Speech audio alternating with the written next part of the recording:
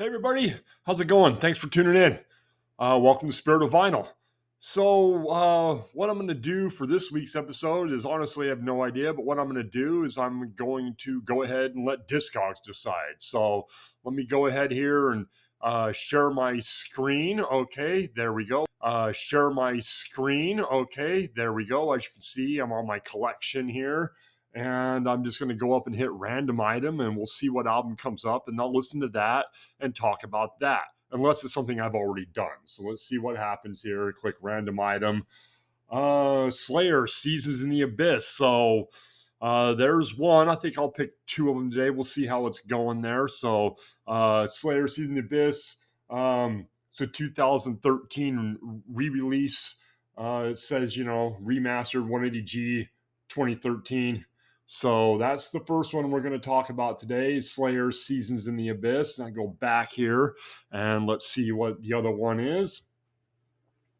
And here we go, loading.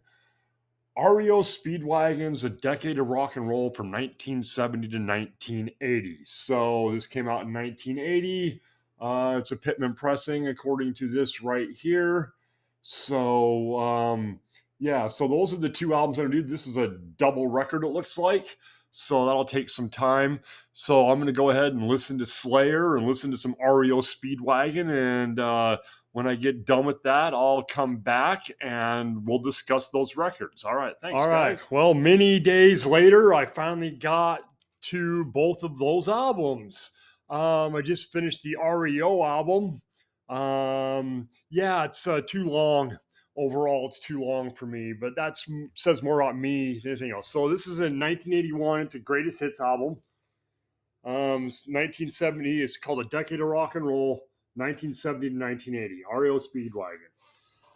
There's the track listing right there. I won't go over it all. I mean, it's got, 19 songs on it. It's a gatefold. So sounds really good. It's in really good shape. It's one of the ones that was found, one of the ones I found in a dumpster. It has this cool little booklet that came with it. So overall, the packaging is, it's pretty cool. It's got multiple pages. There's stories about the songs on it and everything else. And if you're a fan of REO Speedwagon, I would highly recommend this album, I guess. My problem with this thing was, with this track listing, I'm clear down to the last song on side 3 before I knew any of this music. I never played this album before until today. I'd never heard any of these songs until I got to Riding the Storm Out. That's a live version. Then you get Roll with the Changes on side 4 and Time for Me to Fly. Then there's 2 more songs I didn't know. And then the last song was Familiar. So for me, 3-4 songs out of 19 that I knew. And that says more about me than it says about REO Speedwagon. I mean, they're a good band. It's good rock and roll, kind of an AOR style, I guess you'd call it. But to me, some of the, these ones that were live, side 3's live, one of them goes on seemingly forever. It seems like the song takes forever to end. He's just talking with the crowd and everything else, which is cool. But, overall, it was good. They're a good rock band. But maybe there's a bunch of REO in this collection, and maybe if I wouldn't have went into it with a double album, greatest hits of their early stuff that I didn't know, record looked pretty good. It's got that Epic logo on there. Overall, it's a really good album, but it just wasn't really for me at the time. It seemed too long because I'm not a huge REO Speedwagon fan, obviously. So I'd never heard a bunch of those songs. So, hard for me to get. I mean, the pressing sounded good. Everything, was mixed well and everything else.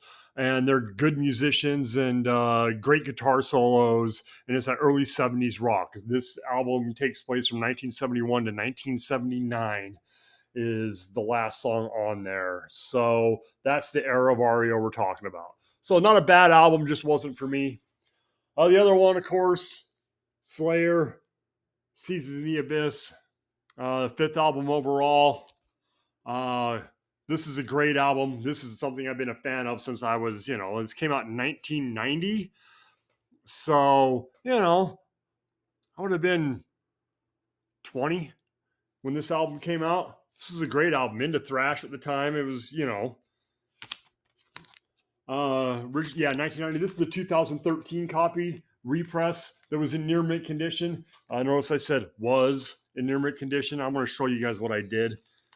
Just kind of a dumbass thing that's going on here. So I was flipping it from side 1 to side 2, and then I dropped it. And see that scuff right there? Did you see that? I did that when I listened to it. I was flipping it over, it slipped out of my hand, and now it's got a scuff. And I replayed those songs. It doesn't affect play, thank God. But overall, this is a killer album. This is Slayer basically at their peak. War Ensemble and, Seas of the Abyss and Hollow Point, Skeleton Society, etc., etc. To me, this is the last great Slayer album.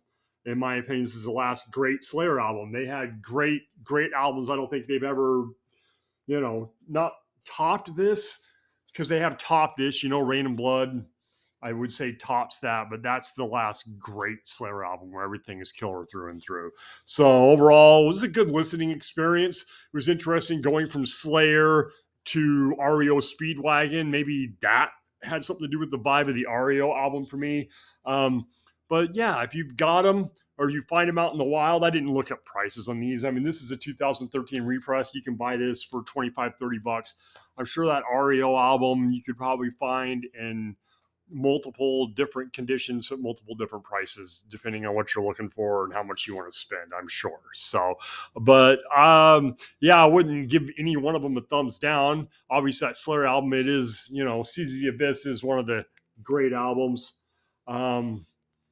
These represses have nice little inserts and cards in them and stuff, so they're really nice. But it would be nice to have an OG pressing, of course. But I don't have hundreds of dollars to spend on a record when I can get one for $30.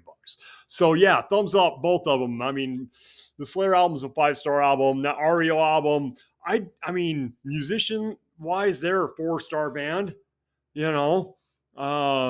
Cronin's got a great voice and they have great guitars and drums and everything else. So musicianship, 4-star benefits your style. Yeah, for me, the album itself, because I didn't know anything, I could only give it 3 stars maybe. So, all right. Well, thanks for watching, guys. I really appreciate it. And I will talk to you all later.